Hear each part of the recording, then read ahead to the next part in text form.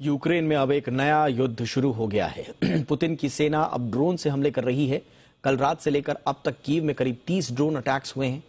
Kyiv शहर में कम से कम 4 जगहों पर अटैक हुए। सिर्फ 7 दिनों में ही कीव को रूस की सेना ने दूसरी बार टारगेट बनाया है। इस बार मिसाइलों से नहीं बल्कि ड्रोन से अटैक किया गया है, यानी यूक्रेन में पुतिन ने ड्रोन युद्ध लॉन्च कर दिया है। पहला ड्रोन अटैक, दूसरा ड्रोन हमला, तीसरे ड्रोन का धमाका। कीव पर लगातार ड्रोन बरस रहे हैं और जवाब में यूक्रेन मिसाइलें छोड़ रहा है। पर रूस के हमले फिर रुकने के बदले और बढ़ रहे हैं। ऐसा लग रहा है मानो यूक्रेन के खिलाफ रूस ने ड्रोन युद्ध शुरू कर दिया है। एक हफ्ते में कीव पर दूसरी बार हमला हुआ है, पर इस बार अटैक मिसाइल नहीं बल्कि रशिया के ड्रोन कर रहे हैं। दूर से बनाए गए इस वीडियो में पूरा हमला देखिए। आसमान में दूर एक ड्रोन दिख रहा है जो धीरे धीरे नीचे आ रहा है और सीधे जाकर एक बिल्डिंग पर बरस जाता है। ड्रोन के गिरते ही आग और धुएं का एक बड़ा सा गोला दिखता है और जोरदार धमाके की आवाज सुनाई देती है। इन 3 तस्वीरों में देखिए रशिया के ड्रोन ने कैसे कीव को निशाना बनाया।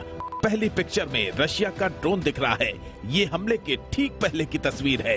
दूसरी पिक्चर में यूक्रेन के सैनिक इस ड्रोन को गोली मारकर रोकने की नाकाम कोशिश करते दिख रहे हैं। और तीसरी तस्वीर ड्रोन हमले के ठीक बाद हुए धमाके की तस्वीर है।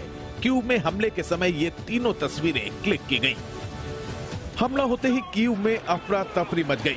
जिस बिल्डिंग पर ड्रोन अटैक हुआ उसके करीब मौजूद लोग डर कर भागने लगे। काफी देर तक गोलियों और धमाके की आवाजें आती रही।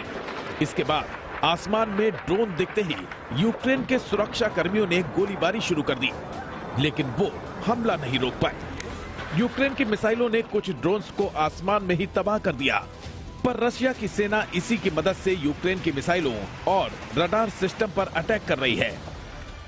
फिलहाल ड्रोन हमलों से यूक्रेन की मुसीबत बढ़ गई है। ड्रोन हमला होते ही कीव की कई इमारतों में आग लग गई। तबाही के बाद लोगों को बचाने के लिए फायर फाइटर्स और सैनिक आ गए। हालांकि यूक्रेन का दावा है कि उसने 30 से ज्यादा ड्रोन्स मार गिराए हैं, लेकिन बचे हुए ड्रोन्स ने भी कीव में बड़ी तबाही मचाई है। ब्यूरो रिपोर्ट, जी मीडिया।